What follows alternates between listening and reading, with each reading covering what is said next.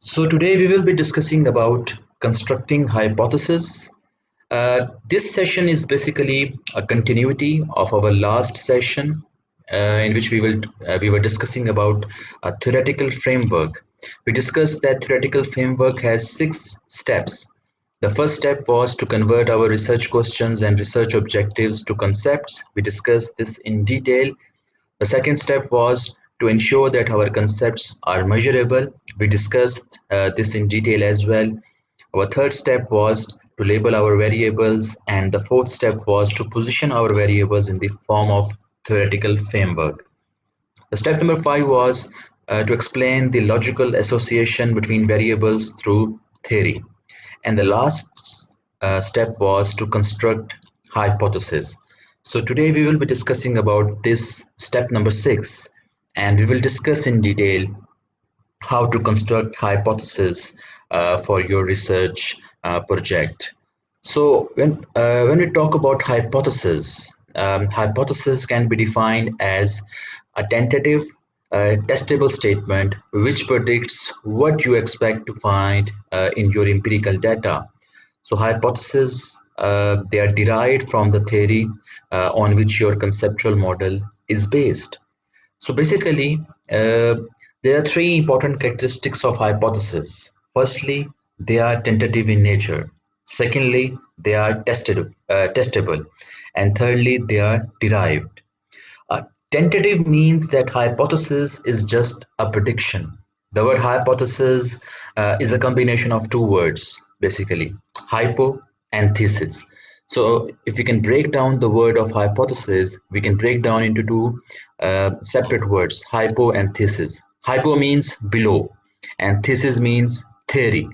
So hypothesis is a statement which is not definite at the time it is being formulated. But after empirical testing, if hypothesis is confirmed, then it no longer remains tentative. At the time of formulation of hypothesis, before it is tested, it is still tentative. So this is what is meant by tentative when you talk about hypothesis. Secondly,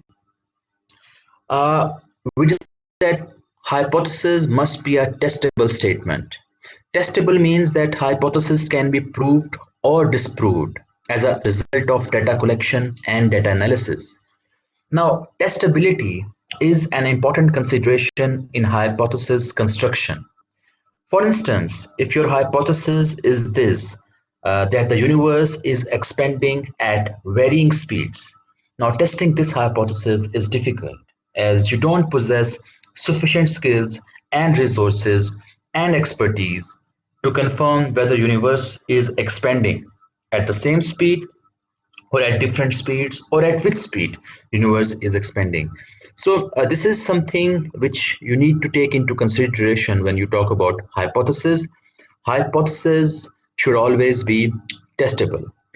The third important characteristic of hypothesis is this, that they are derived. Now, this is again a very important consideration in constructing hypotheses. Hypotheses are derived because they are constructed on the basis of existing knowledge. The conjectured relationships between 2 or more variables expressed in the form of hypothesis is logically derived from some theoretical perspective. So there must be a base, a foundation upon which hypotheses are derived. This is the reason we call hypothesis as an educated guess and not merely a blind guess. So this guess or prediction in the relationship between variables is made on the basis of some existing knowledge. So it is not a blind guess. Hypothesis is an educated guess. So this is these 3 are very important consideration. When we talk about hypothesis, hypotheses are tentative in nature. They must be testable and they must be derived. So these are the 3 important considerations when we talk about hypothesis. Okay, so the process of testing a hypothesis is very simple. It consists of 3 phases. In the phase number 1, in the first phase, we formulate our educated guess on the basis of some existing knowledge. Okay, in the phase number 2, we collect the required data, and in the phase number 3, we analyze the data to draw conclusions whether our hypothesis is accepted or rejected. So let me explain this in detail. For instance, suppose you work in the area of retail store buying habits. Your impression is that in retail stores, more time in shopping is spent by people coming from specific population subgroup. Let's say people aged 65 years or above, they are spending more time in shopping as per your observation. Now you want to find out the probable cause of why a particular age group spends more time in retail store shopping. Now there could be many causes for it. And to explore every conceivable possibility would require an enormous amount of time and resources. Okay, there may be 10 or 20 or 50 reasons that why a particular age group, aged above 65 years, they are spending more time in shopping. So you narrow down the choice based on existing literature and knowledge in your field. To identify what you assume to be the most probable cause. For instance, on the basis of literature review, you perceive that older people have more free time on their disposal, but they also have fewer opportunities to socialize. So, on the basis of this finding, you conjecture a relationship that older people use shoppings as a means of socialization. So, as a result of existing knowledge, you come up with this relationship that there is a positive relationship between age of consumers and perceiving shopping as a means of socialization. Okay, so you have conjectured this hypothesis on the basis of whatever information you have gathered from existing knowledge, and you believe that age is basically the most probable cause that why people from particular age group are spending more time in shopping. Why? Because they are perceiving shopping as a means of socialization. Okay, so you have narrowed down the choice. Now you have narrowed down the most probable cause of your observed behavior. You could now design a study to collect the information needed to verify your educated guess, that is hypothesis. If on verification you were able to conclude that the assumed cause was the real cause of the condition, your assumption would have been right. Okay, your hypothesis would be accepted. If you are able to verify that there is a positive relationship between viewing shopping as a means of socialization and age of consumers, your hypothesis is confirmed that older people, they have a higher tendency to perceive shopping as a means of socialization as compared to the younger age group. So this is a very simple process of testing hypothesis. Okay, so when you are formulating hypothesis, you need to consider a few points. For instance, hypothesis should be simple, specific, and conceptually clear. Now let us evaluate this hypothesis. Is this hypothesis a simple, specific, and conceptually clear? Now you need to take into consideration that there is no place for ambiguity in the construction of a hypothesis, as ambiguity will make the verification of your hypothesis almost impossible.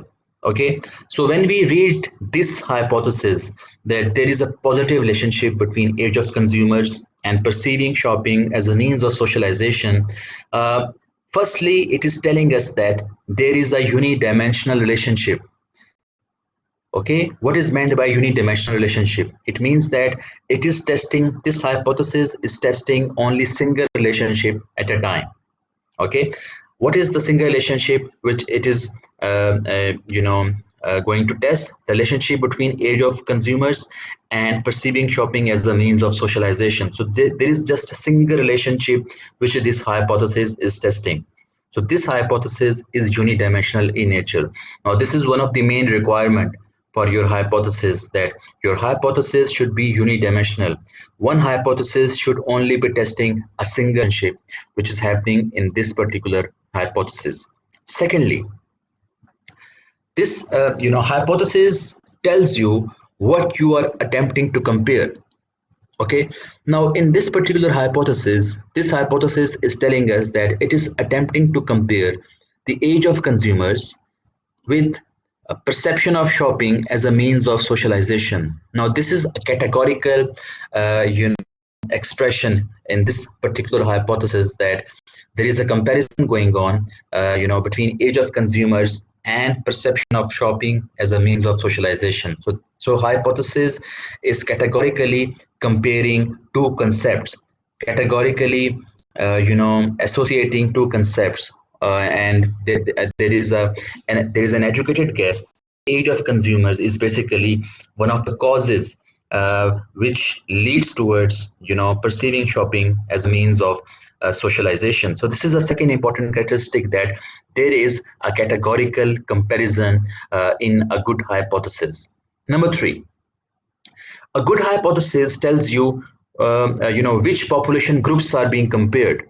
Okay, so in this particular hypothesis, it is made very clear that the population groups which are being compared are the age of consumers. So you may be discussing the younger age consumers and the older age consumers.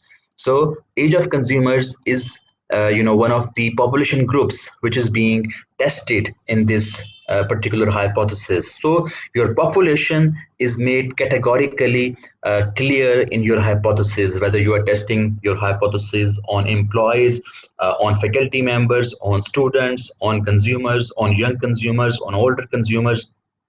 All these things are made clear in your hypothesis. And number four, the last thing a good hypothesis does is that it tells you what you want to establish. For instance, in this particular hypothesis, we want to establish a positive relationship between age of consumers and perceiving shopping as a means of socialization. So we are very clear that we expect a positive relationship to exist between age of consumers and perceiving shopping as a means of socialization. So I repeat, a good hypothesis should be simple, specific, and conceptually clear. And how it can be constructed in such a way that it is simple, specific, and conceptually clear. First of all, a good hypothesis is unidimensional in nature. It is only testing a single relationship which this particular hypothesis is testing. Secondly, a good hypothesis is comparing two concepts. It is comparing two variables. So this is also made clear in this hypothesis, that it is comparing age of consumers with the perception of shopping as a means of socialization. Thirdly, a good hypothesis is very much clear about the population which it is going to test. So this hypothesis has made clear that age of consumers, older consumers or younger consumers, they are the focus of this hypothesis. And lastly, a good hypothesis is categorically clear about what a researcher wants to establish, what relationship researcher wants to establish. So in this particular hypothesis, you want to establish, you propose to establish a positive relationship between age and viewing shopping as a means of socialization. So your hypothesis should be simple, specific, and conceptually clear. So it is a good hypothesis. So it is conforming to all the basic stipulations of a good hypothesis. Secondly, a hypothesis should be capable of verification. Now this is again a very important consideration. Methods and techniques must be available for data collection and analysis. There is no point in formulating a hypothesis if it cannot be subjected to verification, because there are no techniques to verify it. Now, what do I mean by verification? Now, let me explain this point in detail. For instance, recall the international students paper we discussed. We discussed the article about perceptions of international students studying in China regarding China's national image and the image of higher education institutes in China. There was a hypothesis in that paper that those students who perceive China's image as favorable are likely to possess positive brand equity of Chinese higher education institutes. So this was the hypothesis which was formulated in that paper. Okay, so is this hypothesis capable of verification? Now, let us evaluate whether this hypothesis is capable of verification. Firstly, are the concepts which are discussed in this hypothesis, they are operationalized. For instance, the national image. Is national image operationalized? Yes, national image is operationalized because these researchers they propose that national image can be measured using help from these authors. So they have made it very clear that national image can be operationalized. So they constructed a 14 item, they rather adopted a 14 items scale which was already constructed by other researchers. Is brand equity operationalized? Yes, brand equity is also operationalized. So they used the scale developed by these particular researchers, Acker, Kellers, these researchers work was used to operationalize brand equity. So, as we see in this particular paper, that this hypothesis is capable of verification because methods and techniques are available for analysis. Methods and techniques are available for concept operationalization. So, it is evident that this hypothesis can be verified. Secondly, this hypothesis can also be verified because it has made categorically clear that it has used those data collection methods which are doable, which are executable. For instance, in this hypothesis, they have suggested that they used data collection methods like WeChat groups to collect data and using WeChat a valid function to encourage international students to participate in survey. Now these are doable techniques. You can use WeChat groups to collect data from international students. So basic concepts are operationalized in this particular hypothesis, national image and brand equity, and the data collection methods are executable as well. So this hypothesis is capable of verification, and after collecting data, we will be in a position to confirm whether this hypothesis was approved or disapproved. Okay, so your hypothesis must be capable of verification. Third important characteristic of your hypothesis is this: a hypothesis should be related to existing body of knowledge. Now, it is important that your hypothesis emerges from the existing body of knowledge and that it adds to it, as this is an important function of research. Now, this can only be achieved if the hypothesis has its roots in the existing body of knowledge. Now, so you must make yourself thoroughly aware of the existing knowledge in your field of research. So your hypothesis must be strongly rooted, in the theoretical perspectives in your especially the relevant theoretical perspectives in your field of research. Otherwise, as you will see as we progress in this lecture, you will see later that this is one of the main causes that why hypotheses are not approved, why hypotheses are rejected, because hypotheses are not based on sound theoretical framework. They are not based on sound theoretical foundation. So when hypotheses are not based on sound theoretical foundation, there is a likelihood that your hypothesis will not be accepted. Okay, lastly, a hypothesis should be measurable. We have discussed this while discussing the verification characteristic. This means that the variables which constitutes the hypothesis, it can be measured. They can be measured. If they cannot be measured, the hypothesis cannot be tested, and hence no conclusions can be drawn. So when we were discussing about the hypothesis that favorable image of China is positively associated with the brand equity of higher education institutes in China, it consists of two concepts. Number one concept is national image, and the second concept was brand equity. Both concepts are measurable, so that is why we can test this hypothesis. So we discuss about the operationalization phenomena in our last lecture as well. So it is very important consideration that the concepts being conjectured in a hypothesis are measurable. Otherwise, your hypothesis will not be capable of verification. So these are the important characteristics of hypothesis. You need to keep these characteristics in mind while formulating your hypothesis. Okay. So now we will discuss the types of hypothesis.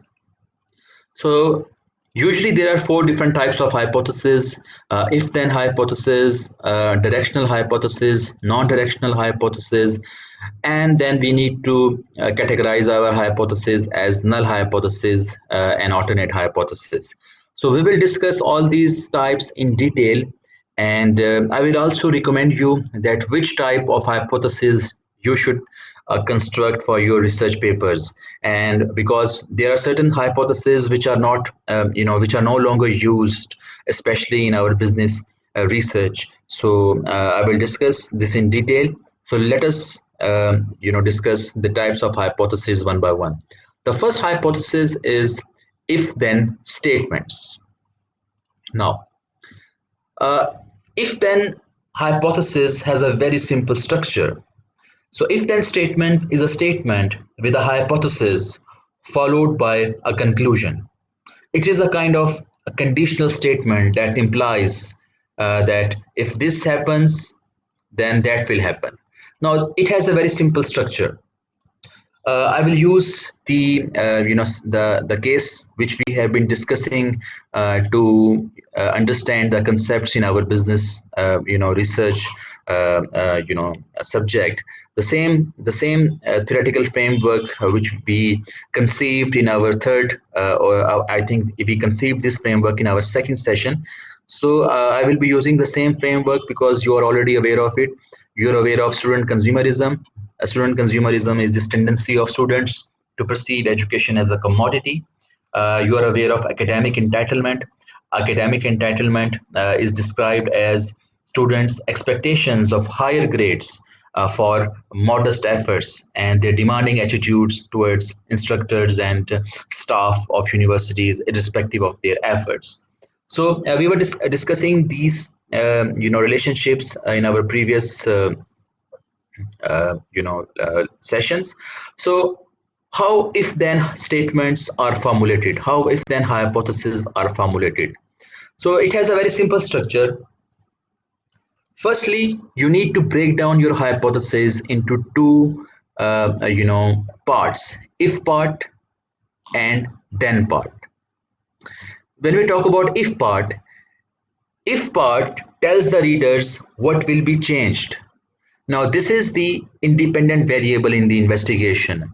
If part is followed by two important situations. Firstly, if part tells you about the what will be changed, and if part is followed by IV, independent variable. Okay, and then part tells the readers what will happen because of the change described in the if statement. Okay, what will happen because of the change which is described in the if statement. And secondly, then part is accompanied by dependent variable. So this is a very simple structure. Now let us configure this particular hypothesis.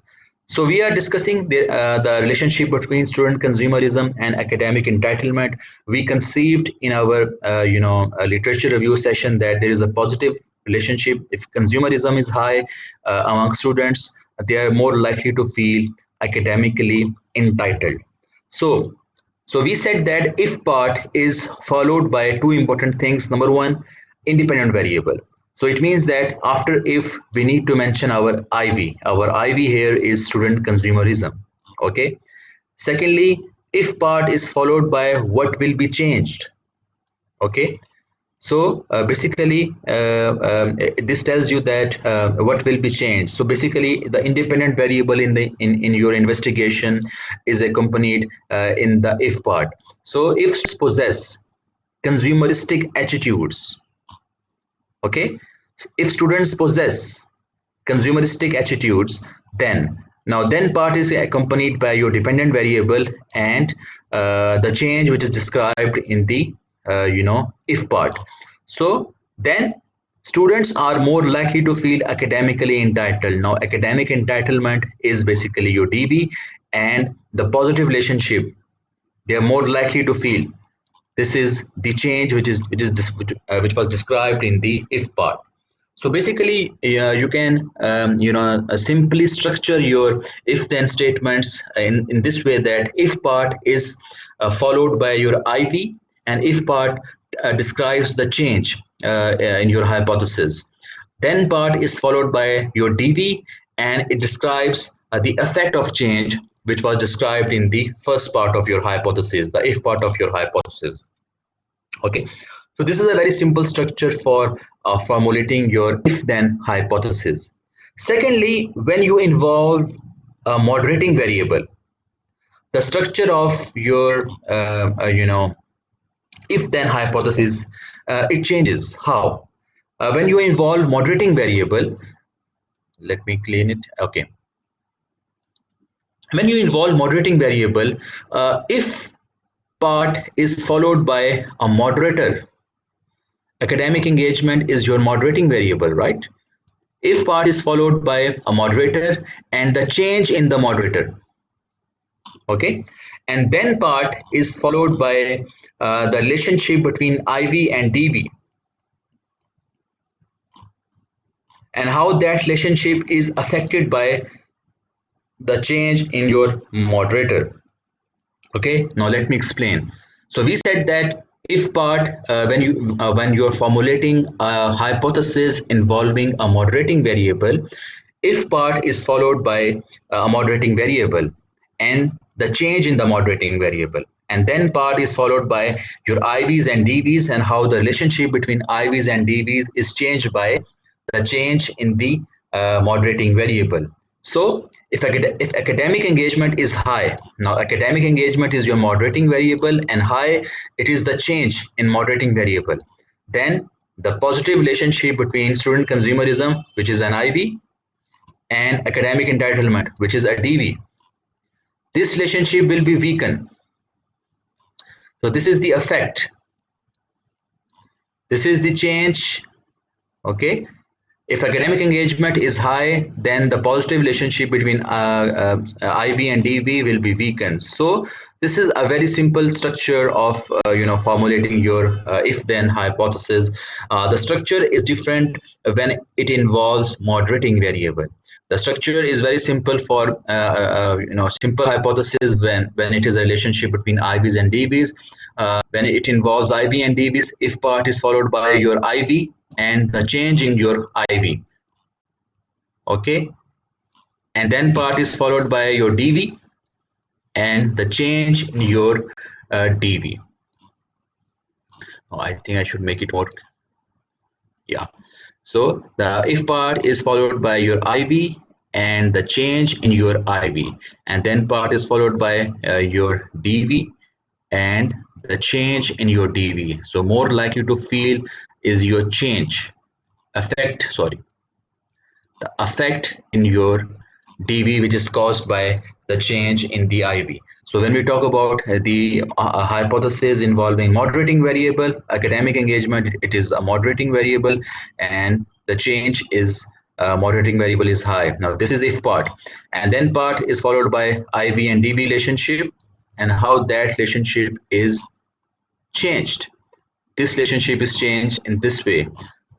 This is the change, this is the effect, sorry. So then part is followed by the effect, and if part is followed by the change. Then part is followed by the relationship between IV and DV, and if part is followed by a relationship by a moderating variable. So there is a different structure to construct your if then hypothesis when it involves only IV and DV, and there is a different structure to construct if then hypothesis when it involves a moderating variable. I hope it is clear that how you will construct your hypothesis by following this particular type. This is a very common hypothesis construction method. So I will recommend that you should construct your hypothesis using if-then statements. It is strongly recommended. Secondly, directional hypothesis.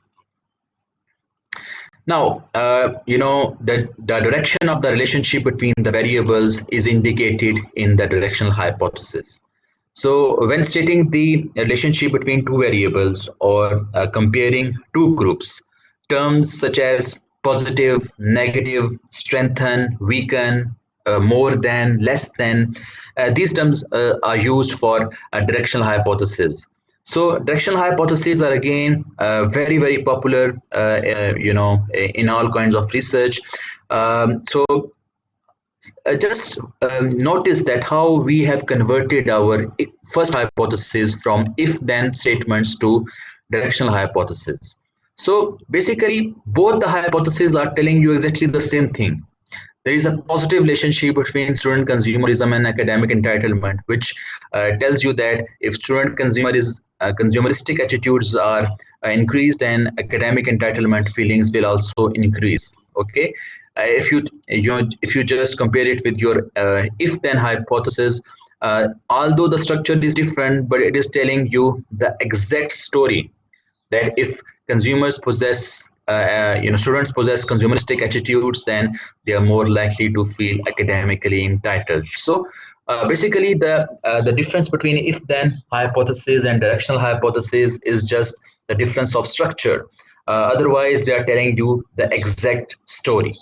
Okay, so there is no structure of if then here. It is simply stating that what kind of relationship you expect between your variables. We are not only focused on whether there is a relationship or not, we are also interested in the direction of the relationship. Now, this is an important consideration, that you are able to guess two important things. Firstly, you are able to guess that there is a relationship. Secondly, you are able to guess the directionality of that relationship. Okay, so similarly for formulating moderating hypothesis, you are first discussing the moderating hypothesis, and the change in the moderating hypothesis. High academic engagement will weaken. Now this is again direction, the positive relationship between student consumerism and academic entitlement. Now we are very precise and very clear about our directional hypothesis that if academic engagement is high, then the positive relationship between academic entitlement and student consumerism, it will be weakened. Okay, so we are just stating it very precisely, very categorically. We are making this prediction. Okay, we can also predict that there will be a relationship. There will be an effect of academic engagement on the relationship between student consumerism and academic entitlement. We can also predict this as well, but we are not going for simple prediction. We are stating that not only there will be an effect of academic engagement on the relationship between consumerism and academic entitlement, but also the kind of effect it will have, it will weaken the positive relationship between these two particular variables. So this is something which you need to take into consideration. Directional hypotheses are strongly recommended because they are very clear, they are very precise, they are very categorical. So for your research projects, I will strongly suggest you to use these if-then statements or hypotheses or directional hypotheses, because both are very clear in what kind of relationship they are looking for. Okay, so but there is also another type, non-directional hypothesis.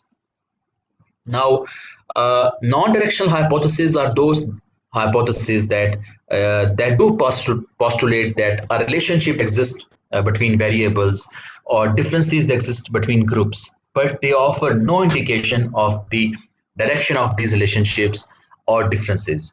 In other words, though it may be conjectured that there is a significant relationship between two variables, but we may not be able to say whether the relationship is positive or negative. So our first hypothesis is simply that there is a relationship between consumerism and academic entitlement. We are not specifying the nature of relationship. Our second hypothesis is this, that academic engagement will affect the relationship between consumerism and academic entitlement. We go on to make another hypothesis to reflect group differences, that there are significant differences between male and female students with respect to student consumerism. Here again, we are not specifying that which group will possess higher consumeristic attitudes, whether male students will possess higher consumeristic attitudes or female students will possess higher consumeristic attitudes. So we are just conjecturing that there will be differences between two groups without specifying the directionality of the relationship. So these hypotheses are merely indicating the relationship. They are not indicating the directionality of that relationship. Why these hypotheses are constructed? Now let us discuss the reason that why non-directional hypotheses are formulated. Let me give you a separate example for this. Consider a non-directional hypothesis that there is a significant difference between the work ethic values of American and Asian employees. Okay, notice the word significant here. The word significant, tells you that hypothesis will only be confirmed if difference is significant. A significant difference between two groups means that there is a measurable difference between the groups, and that statistically speaking implies that the probability of obtaining that difference between the groups by chance is very small, usually less than 5%. So difference between groups is not by chance, it is actual difference. Okay, if there is a difference between groups, it is not by chance, it is an actual difference. This is what the term significant indicates. We will discuss this in detail during our analysis section. Okay, so non-directional hypotheses are formulated for various reasons. The most important reason is this, that the relationship or difference between groups or variables which we are investigating, that relationship has never been explored before. Okay, so when this is the situation, there is no basis for indicating the direction of the relationship. Okay, for instance, because existing research on comparing the work ethic values between Asian employees and American employees is non-existent, so we are formulating a non-directional hypothesis here. Another possible reason for constructing non-directional hypothesis is that there have been conflicting findings in previous research studies on the variables which we are studying. For instance, in some studies a positive relationship might have been found, while in others a negative relationship might have been traced. Hence, the researchers might only be able to hypothesize that there is a significant relationship, but the direction may not be clear. So in some cases, one group's value is higher, while in other instances, the other group has higher mean values. Therefore, in such cases, the hypothesis can be stated non-directionally. Okay. So is this a matter of choice? If you choose non-directional hypothesis or if you choose a directional hypothesis, is this a matter of choice? No, because it depends upon the situation. If there is no evidence on the directionality of relationship, or if there are mixed evidences of directionality in previous studies, then non-directional hypothesis may be formulated. Personally, I would suggest you to try to construct directional hypothesis or if-then hypothesis, because overall in academia, especially in business domains, non-directional hypotheses are viewed less favorably. The reason being that if you have no direct evidence of directionality, you can still find the indirect evidences through a thorough literature review. Like the example under consideration, you can check on previous studies conducted on Asian employees and evaluate the overall ethical values, the work ethics of Asian employees. Okay, and then you can compare the findings with the previous studies on ethical values of American employees and their work ethics. Although there might not be a single study focusing on direct one-on-one comparison between ethical values of both groups. But after reading a thorough literature on their ethical values and specific context of their working environment, you may be able to draw an inference that one group of employees is more likely to possess better ethical values, better work ethics as compared to another group of employees. So I would suggest again that okay, there may be some cases that when non-directional hypothesis can be formulated, but like the conflicting findings in previous research or relationship have never been explored before. But again, you can construct directional hypothesis on the basis of indirect evidences. So I would suggest to go for directional hypothesis, strongly recommended, or go for if-then statements. Both these hypothesis types are, uh, you know, uh, you know, commonly used in research. Okay. Lastly, I need to discuss null hypothesis versus alternate hypothesis. Now, it is very important for you as a researcher to understand the difference between a null hypothesis versus the alternate hypothesis. So your research hypotheses are sometimes accompanied by null hypothesis. Okay, I think you have studied about null hypothesis and alternate hypothesis in your business statistics, but let me simplify the explanation and relate it with your business research. Okay, consider your research investigation as a court trial and null and alternate hypothesis as two lawyers. One lawyer is named as null hypothesis, okay, and another lawyer is named as an alternate hypothesis. Okay, so in our court, we are out there to prove the lawyer named null hypothesis is wrong. Okay, why? Because null hypothesis lawyer is asserting the statement that there is no relationship between student consumerism and academic entitlement, but we are stating that there is a relationship and that relationship is positive between these two variables. So we are out there in the court to prove null hypothesis wrong. If we can prove null hypothesis wrong, then our case will be much more stronger. Our alternative explanation will be more defensible and more acceptable. Okay, so now the null hypothesis lawyer states that there is no relationship between student consumerism and academic.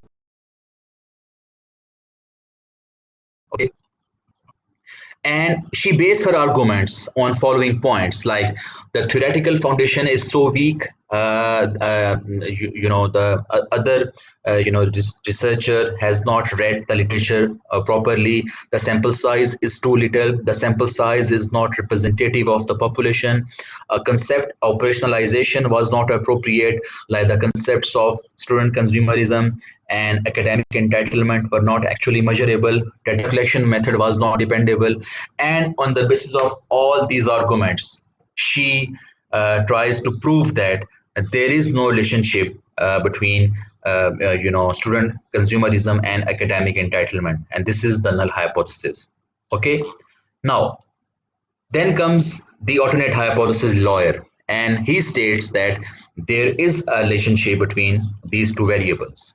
Okay, not only this, the relationship is positive, and then that alternate hypothesis lawyer goes on to prove that sample size was appropriate, concept operationalization was appropriate, data collection method was dependable, etc. Now you are that alternative hypothesis lawyer. Okay, this is you. You are fighting that case.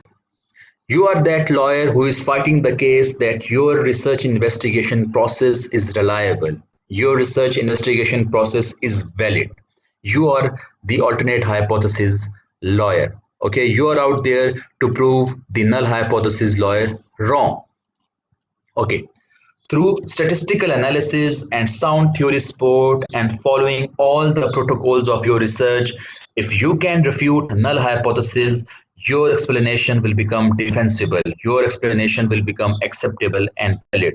Now, whenever the other lawyer, the null hypothesis lawyer, defeats you, meaning thereby there is no relationship. If you find no relationship between consumerism and academic entitlement in your research, then it means that the null hypothesis lawyer was correct, that this happened because you did not have a sound knowledge of theory, you did not have an accurate representative sample. So all her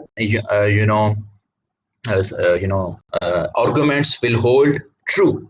So you need to understand that you are fighting your case as an alternate hypothesis, and you are out there to prove the null hypothesis wrong. Okay, so when we talk about null hypothesis, null hypothesis is a statement expressed in terms of that there is no relationship between two variables, or there is no differences between two groups. An alternate hypothesis is out there to prove the opposite of the null, that there is a relationship between variables and there is a difference between two groups. Okay, now, in setting up the null hypothesis, we are stating that there is no difference between what we might find in the population characteristics and the sample we are studying. Why?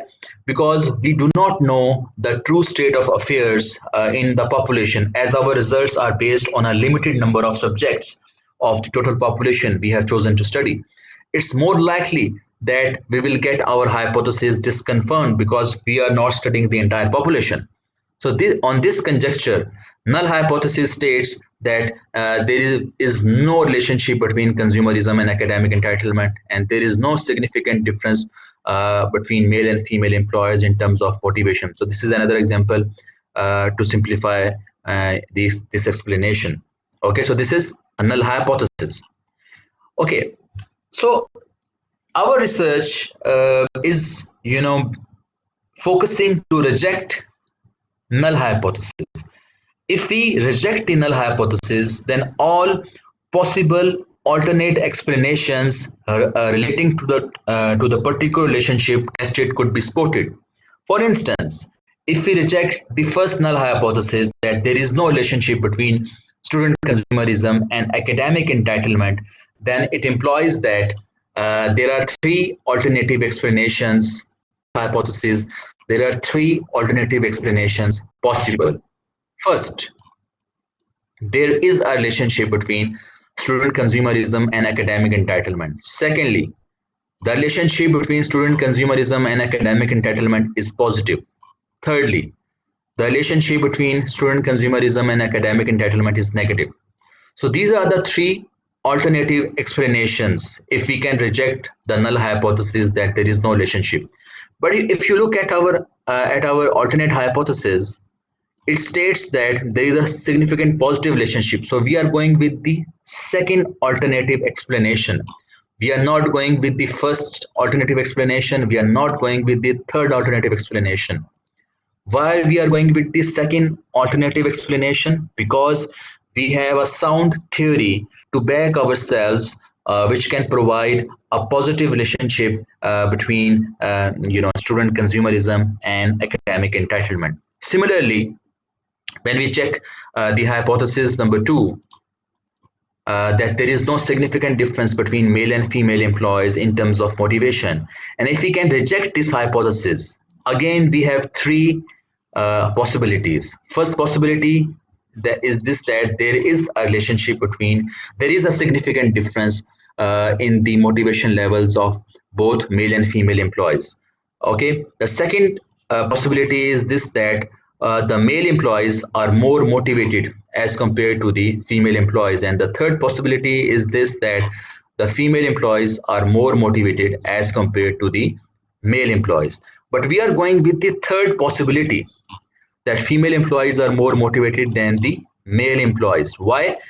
Because again we have a sound theoretical foundation to support this relationship, that female employees are more motivated as compared to the male employees when in the workplace setting.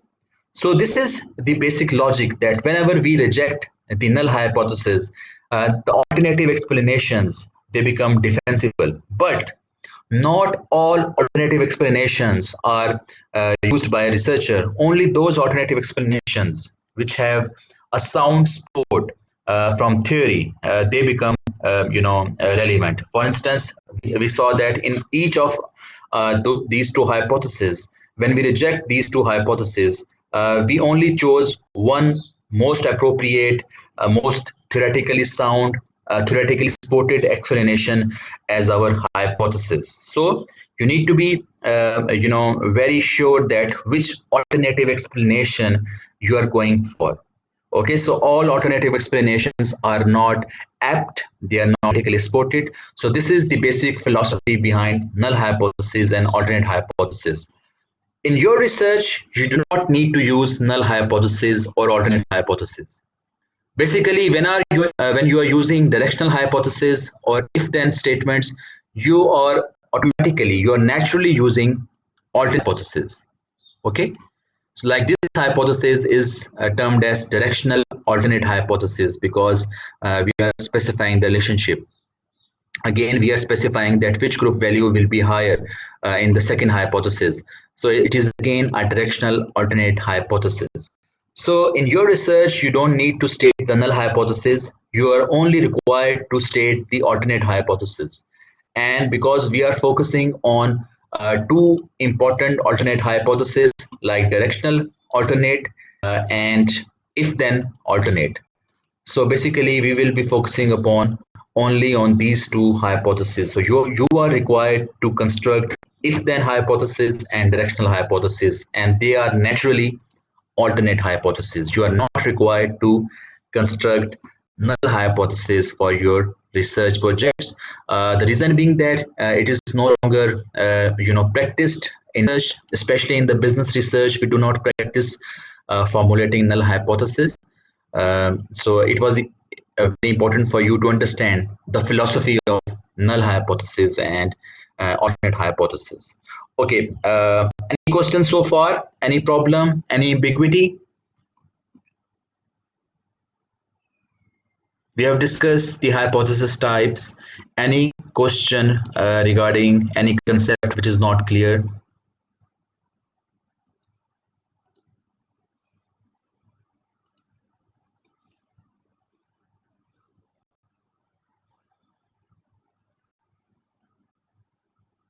Any concept which is not clear? Any problem? Any ambiguity?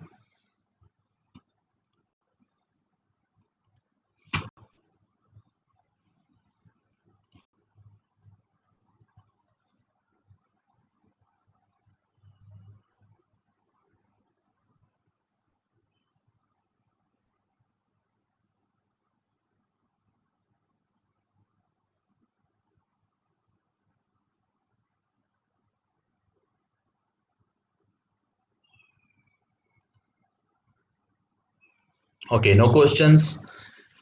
Okay, so we will continue our discussion. Now, there are different errors in hypothesis testing. Why your hypotheses are rejected? Suppose you have, conjectured the relationship that female employees are more motivated than male employees, and this hypothesis is rejected. There may be different reasons that your hypotheses are rejected.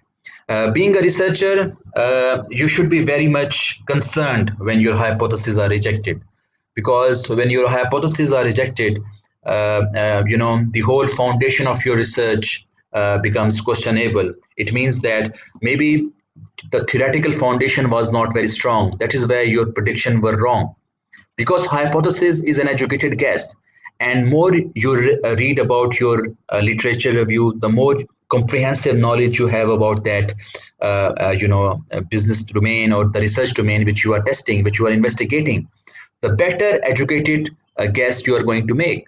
So if your educated guesses are not correct and they are being disapproved, then it means that there is something wrong in your hypothesis testing. So let us discuss the reasons. For instance, you have tested your hypothesis about motivation level of employees, and you originally hypothesized that female employees will be more motivated than male employees.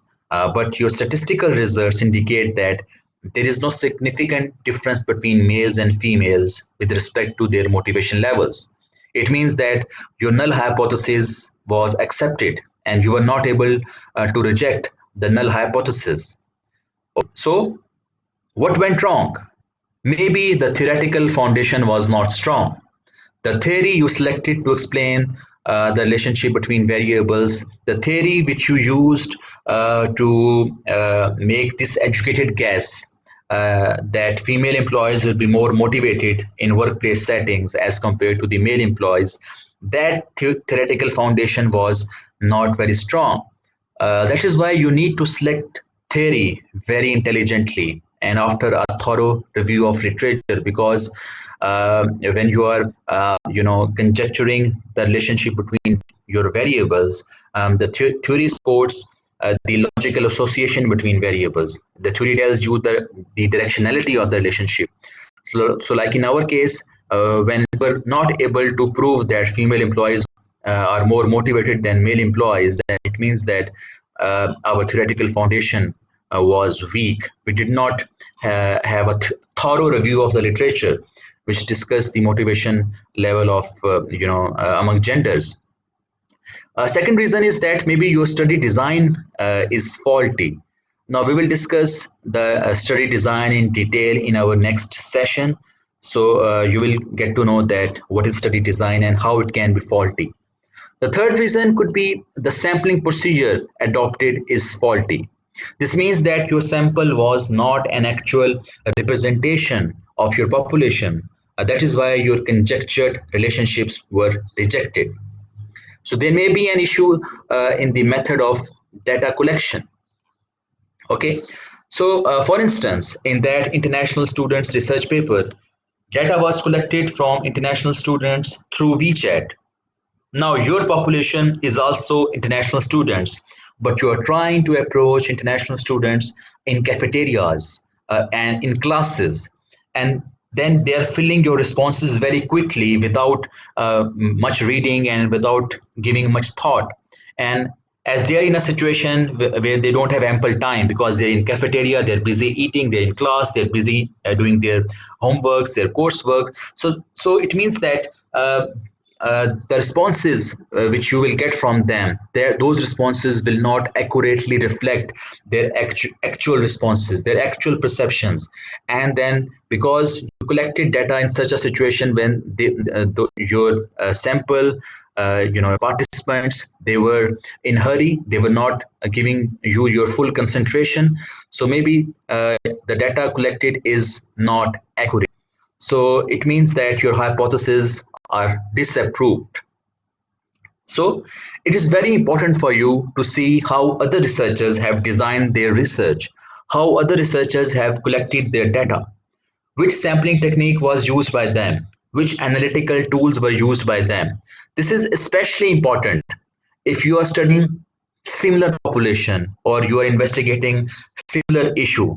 Okay, it is especially important that you need to take into consideration that how other researchers have approached the same issue, how other researchers have designed their study. If their population is same and you are also doing the research on the same population, if the research problem is similar to your research problem, you should look at how other researchers have designed their study, what is the sampling procedure, what is the data collection method, what is the analysis, what statistical procedures they used. So you need to take into consideration all these things because they set a precedence and they have successfully rejected null hypothesis using specific processes.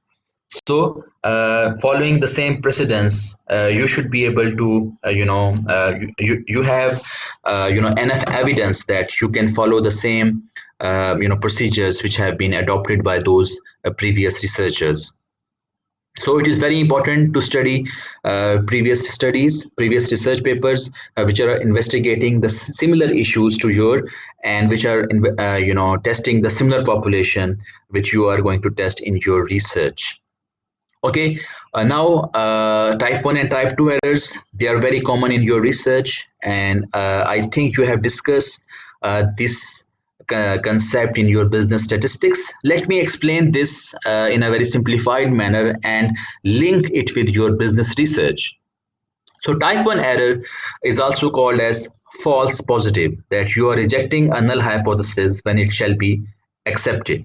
Okay, for instance, if your null hypothesis is this, that there is no difference between male and female employees with respect to motivation, type 1 error would occur when you are refuting the null hypothesis, meaning thereby that your results state that there are significant differences in motivation levels of male and female employees, but in reality there are no differences in their motivation level.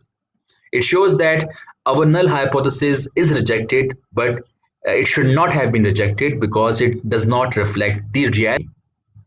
Type 2 error is also called as false negative. So you are accepting a null hypothesis when it shall be rejected. For instance, again, if the null hypothesis is that there is no difference between male and female employees with respect to their motivation level, type 2 error would be the case when you fail to reject this hypothesis and accept that both males and females have similar motivation levels, but in reality there are significant differences in motivation level of males and females. It shows that our null hypothesis is accepted, but it should have been rejected because it does not reflect the reality. Okay, so this is a very simple explanation with respect to the example which we have been discussing in our this lecture. So why these errors occur? Type 1 error could occur purely because of luck or by chance, because statistics is a game of probability, and in statistical hypothesis testing there is always the possibility of making type 1 errors. The probability of type 1 error is usually fixed at 5%. It means that there are about 5 chances in 100 that null hypothesis will be rejected when it shall be accepted. So we attribute the occurrence of type 1 error to chance or by luck. And usually type 2 error is attributed to a small sample size. When sample size is selected, the relationship when a small sample size is selected, the relationship between two variables being tested might not be significant, even when relationship does exist. So researcher end up believing that his or her alternative explanation, which is alternate hypothesis, it is not defensible because null hypothesis is accepted. For instance, the sample size you selected to evaluate the difference in motivation levels of males and females is too small, and your small sample size reflect that there is no difference in their motivation level. Okay, but if larger sample sizes were collected, then significant differences could have been observed between male and female employees. So type 2 error is usually attributed to the small sample size. So be sure to have an appropriate sample size. We will be discussing about the sample size when we will discuss the sampling procedures in our coming sessions. Okay, lastly, what about hypotheses in qualitative research? The qualitative studies, they are characterized by understanding and explaining phenomena using subjective measurement procedures like interviews. Now, how can you construct hypotheses for subjective data? Because one subject, these qualitative data, they cannot be statistically tested. Okay, so it is very important for you to understand the differences in qualitative and quantitative research, because one of the differences in qualitative and quantitative research is around the importance attached to hypothesis and the extent of the use of hypothesis when undertaking a study. The degree of specificity needed to test a hypothesis is deliberately not followed in qualitative research. So the testing of a hypothesis becomes difficult in qualitative research. On the other hand, we have seen that in quantitative research, we are very specific.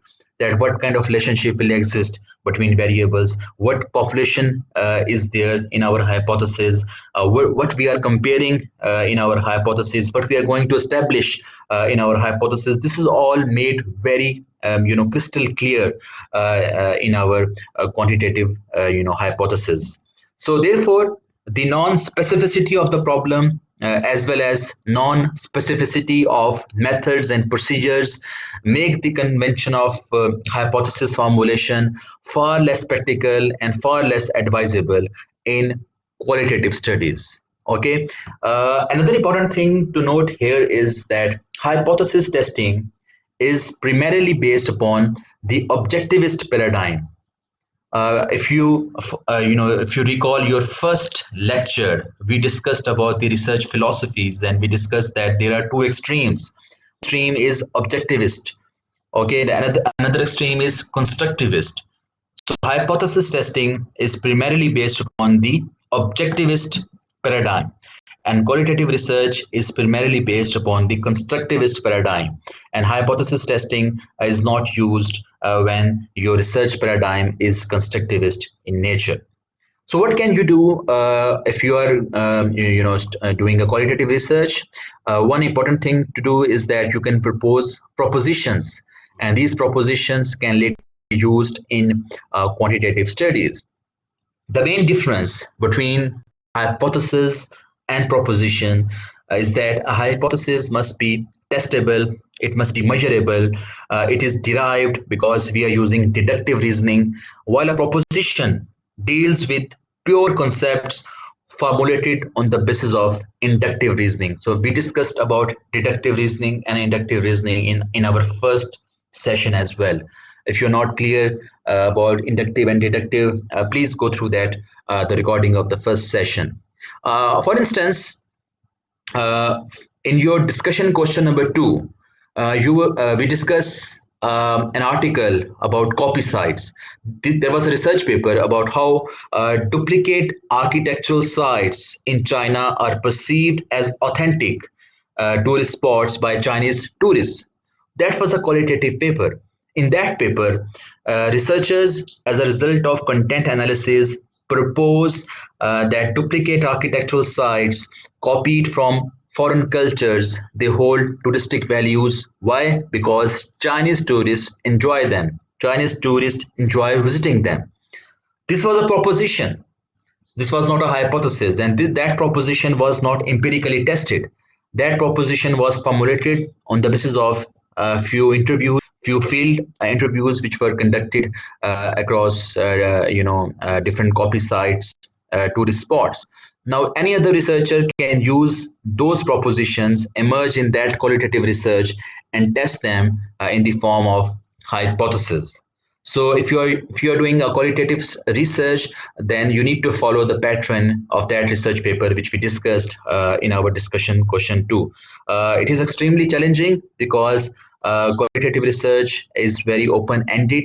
The level of knowledge, existing knowledge in that field of research is very basic, so it is very challenging. So if you're up for that challenge, you can go for qualitative research as well. Okay, so this is the end of today's session. Now I will discuss your discussion question 5 and assignment number 2 in detail.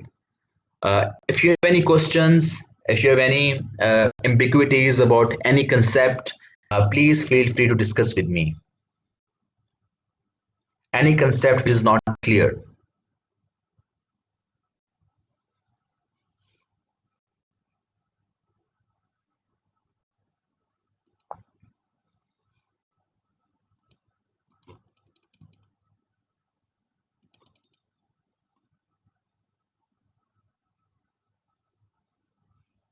Any questions? So everything which we discussed in today's class, is it clear?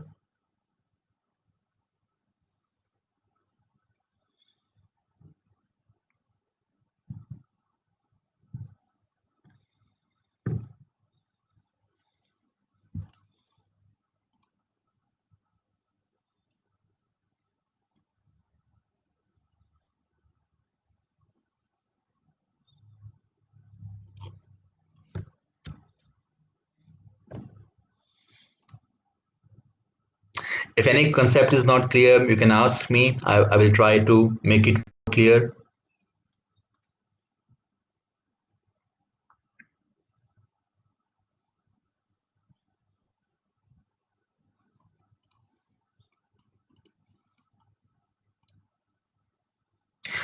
Okay, so let me continue with explanation of discussion question 5. So this is your this week's activity.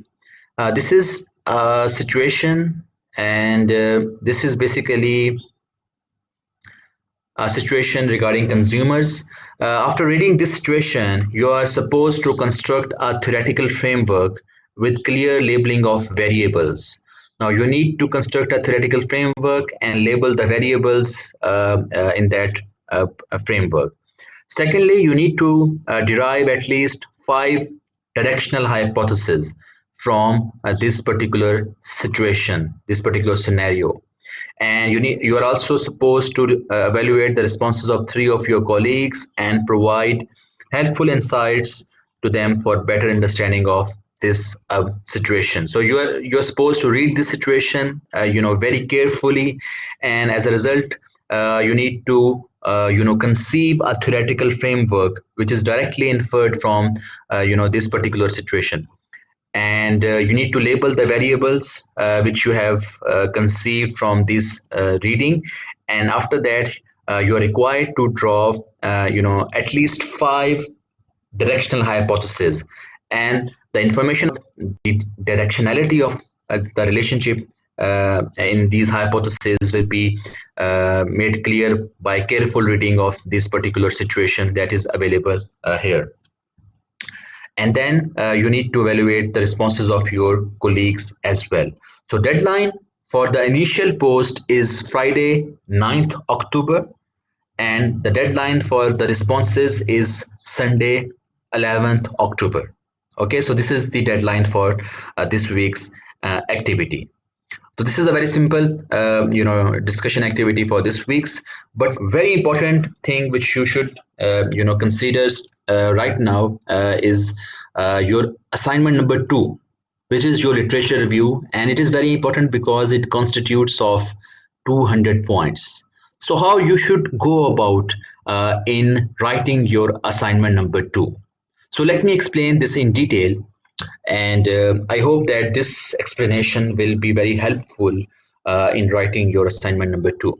So the first step you need to do in writing your assignment number 2 is that you need to divide your literature review to different sections on the basis of relationship between variables explained by your theoretical perspective. Basically, the number of the number of sections in your literature review must or usually they should correspond to your number of hypotheses. So for instance, in this particular situation, we have 4 hypotheses. The first hypothesis is between consumerism and academic entitlement. The second hypothesis is about academic engagement's moderating role. The third hypothesis is about academic entitlement and learning styles.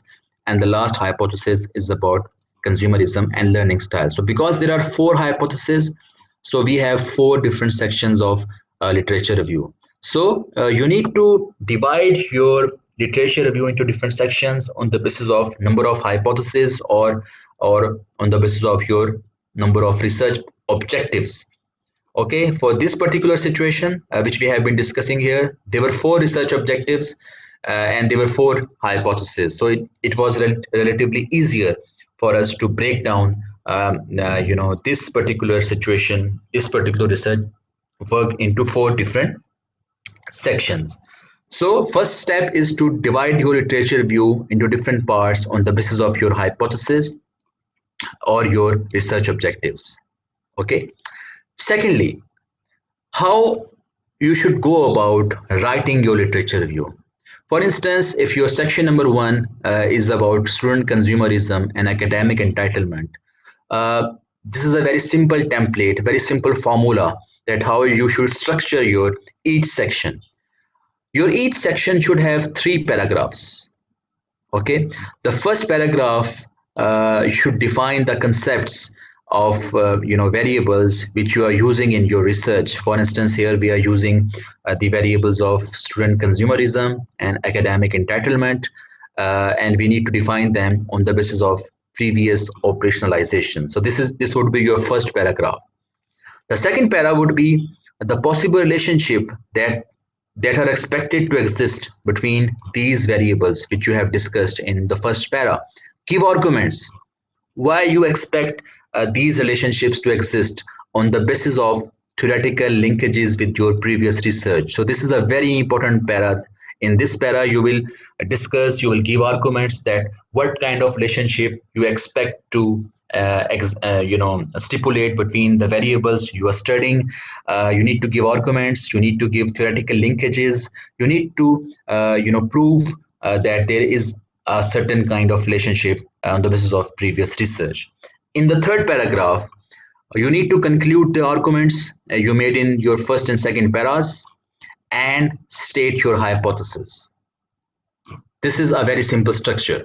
First para, definitions, operationalizations, second para, relationships, and in the third para, conclude with your arguments and state your hypothesis. And you need to do same with all your sections. If you have 4 sections, you need to do the same with all your 4 sections. All your 4 sections must have 3 paragraphs, and each paragraph should be constructed like the way I have mentioned in the other slide. Okay, so your each literature review section must point towards a hypothesis which we have discussed. For instance, on the basis of the discussion and arguments made in section 1.1, it must logically drive the following hypothesis: there is a positive relationship between consumerism and academic entitlement. So you need to follow this particular template for all your sections, and all your sections must be structured in the same way, that the third para should conclude the arguments and state your hypothesis. Step number 3. All sections within a literature review must be interconnected with each other. For instance, the arguments and discussions you made in section 1.1, they must not be refuted in your any other section. So you must not be making contradictory arguments. So your literature review shall follow a logical sequence. Step number 4 is this, that the overall literature review shall conclude in the form of theoretical framework where variables will be clearly labeled as IV, DV, moderating and mediating. So this is the last part of your literature review. So your literature review, after dividing your literature review into different sections, operationalizing the variables in each section, giving arguments about the relationship and stating your hypothesis, at the end of your literature review, you need to present your theoretical section. So your theoretical framework is basically the outcome of your literature review. So this shall be part of your assignment number 2. This shall be the conclusion of your assignment number 2, your theoretical framework. It shall not be included in assignment number 1. Okay, so because we are sequentially completing your research project, we have just in your assignment number 1, we have completed the preliminary section of your research report. Now this is the second section of your research report. So we are going stepwise, and I hope that it will be clear for you. Guidelines for your research for your assignment number 2. The deadline for submission of assignment number 2 is 20th October. Previously it was 18th October, but now it is 20th October. It is 2 days extension has been given. The word limit is between 1000 and 1200 words, excluding references. Now you don't need to include references for this word limit. Plagiarism is 20%, but Blackboard does not make distinction between references as a plagiarized text. So please be aware that this 20% plagiarism ratio is inclusive of references. There is no limit on the number of references, but I think in my initial guidelines I stated that at least you should have 10 to 12 references minimum for your literature review, and those references must be from good journals.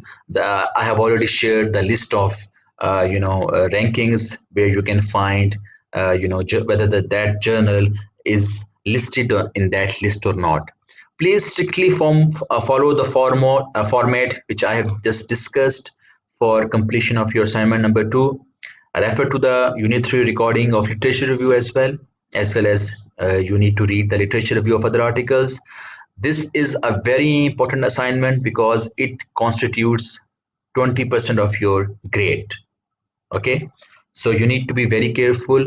You should start working on this assignment right now. You have 2 weeks left, and you need to be very smart and proactive in completing this assignment. If you think that you will start working on 18th October and you will be able to complete in 2 days, you need to be sure that this is a very important assignment, and it is it carries a very heavy weightage for your overall grade.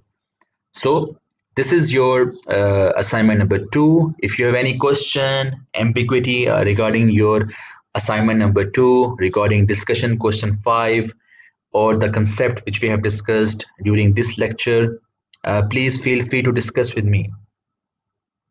Any ambiguity, any question?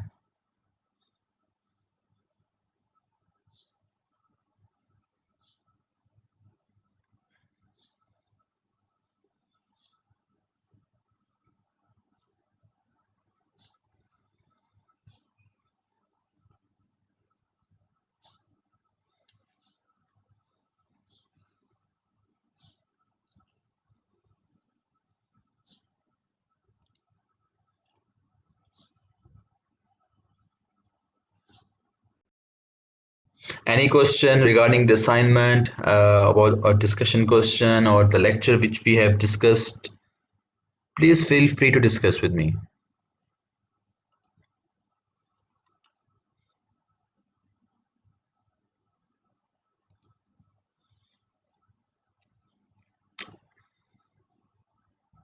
Okay.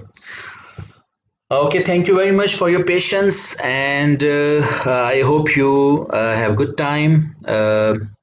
Thanks for your time. Thanks for your patience.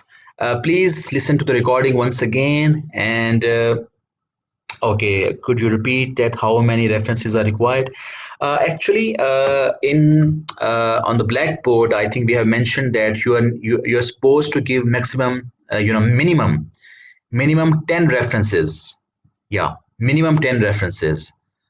So the minimum limit for references in your literature review is 10. So you can give more references, but the minimum limit is 10. Okay. Okay. So please refer to the recording once again. Please listen to the recording. And if any ambiguity, any question comes up in your mind, please do not hesitate to ask me. Thank you very much for your time. Bye-bye.